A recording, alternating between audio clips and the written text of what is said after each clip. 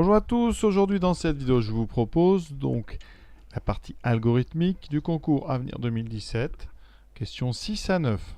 Alors c'est pas facile, donc vraiment on va faire la différence entre des boucles qui sont des tant que et des boucles qui sont des jusqu'à ce que. Vous allez voir une légère différence et c'est pas simple du tout. Donc la question 6, on va la faire tout de suite, elle est plutôt simple, il suffit, vous allez voir, de faire un tableau et de regarder ce qui se passe tranquillement. Donc on va regarder l'algorithme sous les yeux. Question 6. Donc on fait fonctionner cet algorithme avec la valeur n égale 3 et u égale 2. Qu'est-ce qu'on obtient comme affichage? Alors on va bien regarder cet algorithme. Cet algorithme, on a d'abord une déclaration de trois variables, i, n et u, qui seront des nombres. Alors ça peut être des nombres entiers, des nombres réels. Voilà. Ensuite, cet algorithme, il commence par deux saisies. C'est-à-dire que vous allez, eh bien l'algorithme vous demande de rentrer deux valeurs. C'est ce qu'on vous dit ici. On va rentrer, donc nous, n égale 3 et u égale 2. Ensuite, on a une affectation. Au départ, on donne l'ordinateur, enfin l'algorithme à la valeur i, enfin AI va donner la valeur 0. Donc vous allez avoir trois variables. Il y a une variable ici qui, dans le programme, ça va être la variable n, ne change pas, vous voyez, elle ne change jamais. Donc ici, pour tout le programme, n eh bien, va valoir 3. Qu'est-ce qui va se passer? Eh bien, on a ensuite, alors pour faire ce genre de choses, on fait des tableaux. Chaque tableau eh bien, va contenir la valeur d'une des variables qui évolue au cours du temps. Ici, les variables qui évoluent au cours du temps, c'est i et u. Et ensuite, on a une boucle ici, vous voyez, tant que. Cette boucle, tant que, elle a ici en elle une condition. C'est i plus petit que n. Donc là, on va faire une colonne avec condition. En la rappelant, comme ça, on pourra s'en servir à chaque fois. Et on va aller très doucement. Donc au début, saisir un entier n, saisir un nombre u. Donc n vaut 3, ça on va le garder en mémoire. Et u vaut, d'après ce qu'on nous dit, 2.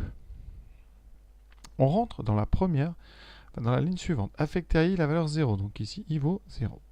Jusque là, pas de problème, on n'a pas besoin d'ordre dans ces premières lignes. Et là, maintenant, on rentre dans la boucle. Et on vous dit quoi? Tant que i est strictement plus petit que n. Est-ce que i, nous, alors j'ai mis u là, mais c'est pas du tout u, j'ai dit une bêtise. Ici, la condition, c'est i plus petit que n, donc i plus petit que 3, puisqu'on a choisi n égale 3. Est-ce qu'on a i plus petit que 3? Ici, 0 est plus petit que 3, donc c'est vrai. On va continuer, et donc on rentre dans la boucle. Autorisation de rentrer dans la boucle. On affecte maintenant à i la valeur i plus 1, donc i devient 1.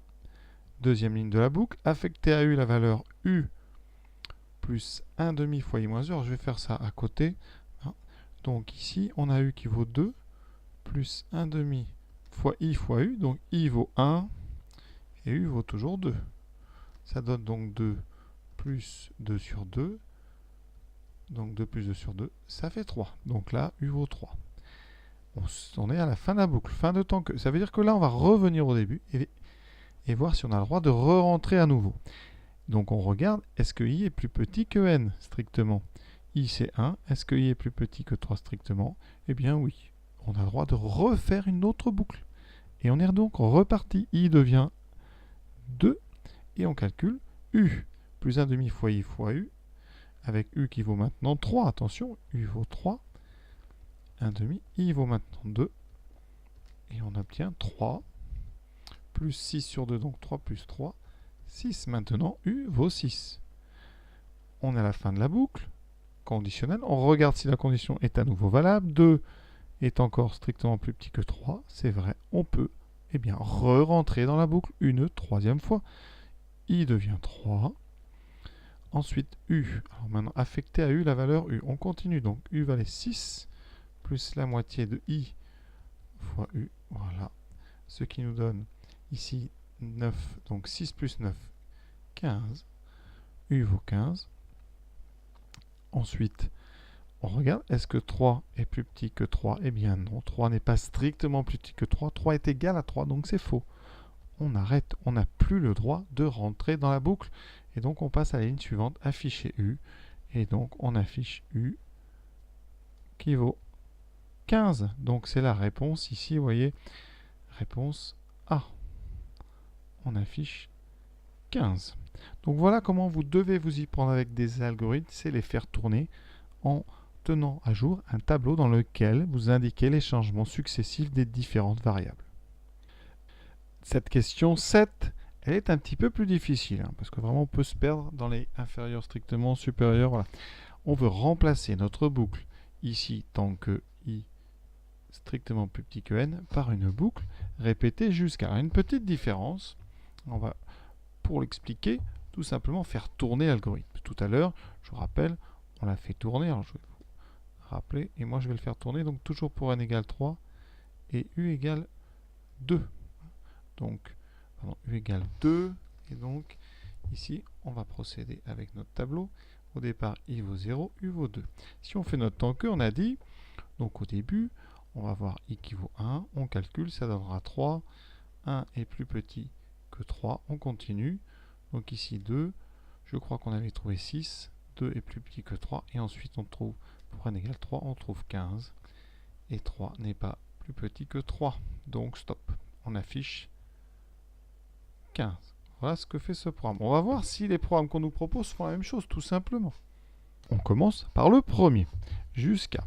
Alors jusqu'à, qu'est-ce que ça veut dire? Ça veut dire qu'à partir du moment où cette condition est respectée, on s'arrête. Donc là, vous voyez bien qu'il va y avoir un problème parce qu'on va s'arrêter dès que i est inférieur ou égal à n. Donc quand notre programme va tourner, alors je vais le faire tourner quand même avec les valeurs. Donc n égale 3, i égale, alors au début égale 0, et u vaut 2. Quand on fait tourner, donc au premier coup, on rentre à l'intérieur, sans problème, i devient 1, et on calcule donc le terme suivant, ce qui est à dire 3. Et là, on regarde, 1 est plus petit que 3, donc stop. Vous voyez que ce n'est pas le même programme, on s'arrête beaucoup trop tôt. Donc ce n'est pas le premier. Donc le A, on l'efface. Maintenant, testons le B. Toujours avec les mêmes valeurs. Premier, on rentre, i devient 1, on calcule, u ça donne 3, et on va répéter ça jusqu'à ce que i soit égal à n-1, c'est-à-dire jusqu'à ce que i soit égal à 2. Donc le problème, c'est que vous allez vous arrêter très vite. Parce qu'ici, on va le faire pour i égale 2, on va calculer 6 et on s'arrête. Stop.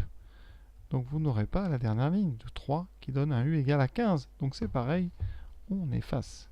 Il aurait fallu avoir ici un n et pas un n moins 1. Le C, on commence pareil, i devient 1, on calcule le terme suivant qui est 3, voilà, et on regarde, est-ce que 1 est supérieur ou égal à 3?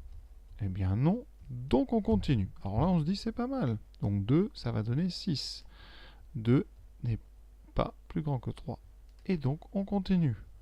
3, 15, est-ce que 3 est supérieur ou égal à 3? Non, vous voyez le problème, c'est qu'on va faire une boucle de plus, et donc on n'aura pas fait la même chose.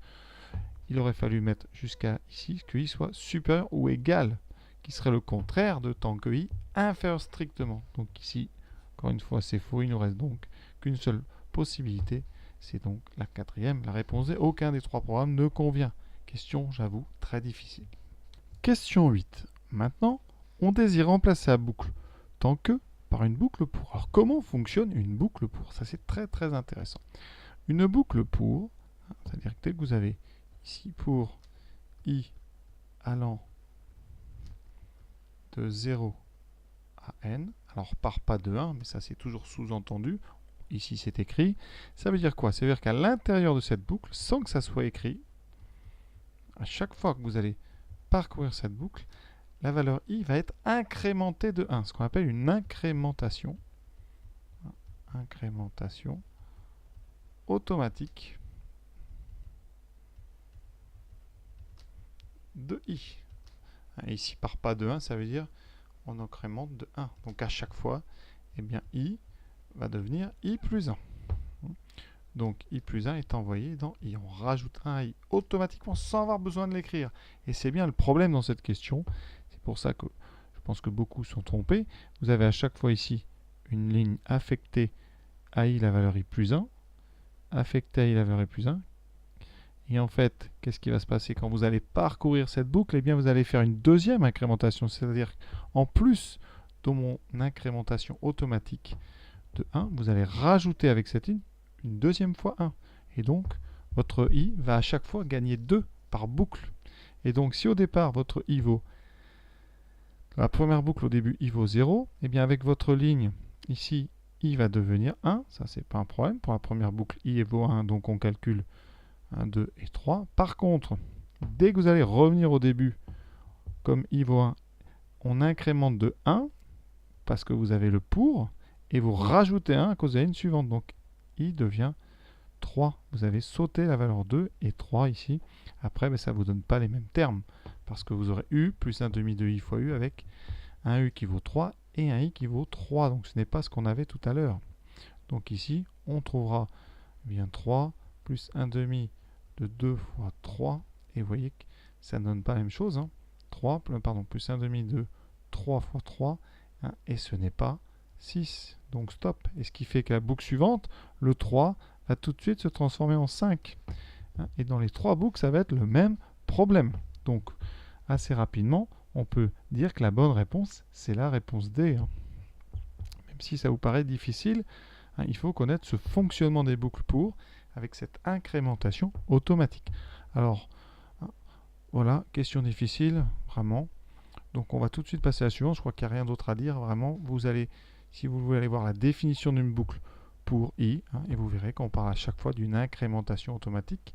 Le compteur est intégré à l'instruction, donc vous n'avez pas à affecter en plus i plus 1 à la valeur i, puisque ça fait un deuxième ajout de plus 1, donc ça fera du plus 2. Voilà pour la question 8. Question 9. La variable u contient les termes successifs de quelle suite? Alors, je vous rappelle, déjà, bon, c'est un peu embêtant parce que là, on commence à chaque fois par u0 égale 2. Alors, nulle part, on vous a dit qu'il fallait considérer que u0 soit égal à 2 partout. Il y avait une question où on a pris u égale 2, mais ce n'était pas marqué que c'était valable pour la suite. Donc ça, déjà, ça pose un petit problème. On a presque envie déjà de répondre D. Alors, à supposer que u, au départ, soit égal à 2. On a dit, le terme suivant, c'était 3, puis je crois 6, puis 15, à condition, évidemment, donc de poser n égale 3 sur n égale 4, et puis on ira un peu plus loin avec la formule qui est écrite. Alors, est-ce que nos suites correspondent? Alors déjà, on regarde bien. Alors, ce qui saute aux yeux, c'est que dans les suites B et C, on a un plus 1, un et un moins 1. On a une suite dont les termes dépendent des deux précédents. Donc, gros problème pour B et C. Si vous voulez calculer, par exemple, le terme U1, comment faire? Eh bien, U1, ça veut dire qu'ici, à gauche, il faut avoir n égale 0. Et ce n'est pas possible parce qu'en mettant n égale 0 ici, eh bien, vous aurez ici un U moins 1, c'est-à-dire le terme moins 1. Ça n'a aucun sens. Donc ça, ces suites-là à deux termes, eh bien, pour les faire fonctionner, pour trouver des valeurs, il faut avoir U0 qu'on vous donne. Il faut aussi qu'on vous donne U1. Et donc, eh bien, voilà, c'est un problème parce qu'ici, on ne vous le donne pas. Donc, le programme ne va certainement pas pouvoir calculer U1, U2, U3, U4. Donc ça, déjà, on peut rayer. Ce sont des suites à deux termes. Nous, il nous faut déjà une suite qui dépend uniquement du terme précédent. La formule, je ne l'ai pas, mais les termes, c'est 2, 3, 6, 15. Alors, on va regarder. Nous, on vous propose une suite A ici, qui commence par U0 égale 2. Combien vaut U1? Alors, est-ce que ça vaut 3? Donc, U1, pour avoir U1, je remplace ici n par 0. Ça me donne 0 fois U0 sur 2. Donc, déjà, le U1 devrait être égal à 0. Gros problème. Nous, on a un terme qui vaut 3. Donc, vous pouvez tout de suite abandonner la réponse. Encore une fois, c'est D, là, c'est piège, parce que vraiment, dans ces algorithmes, ça fait déjà 3 réponses d'affilée où aucune des réponses précédentes est exacte. Donc, c'est très trompeur. En tout cas, ça peut être piégeux lors d'un examen. C'est pas très sympa parce qu'évidemment, la plupart des candidats qui trouvent ça doivent se demander s'ils ne sont pas en train de répondre n'importe quoi depuis le début. Voilà, donc on a fini pour ces questions d'algorithmique. J'espère que ça vous aura permis de bien comprendre si vous aviez un petit peu séché en essayant de faire ce concours. Et je vous souhaite bonne continuation dans vos révisions. À bientôt.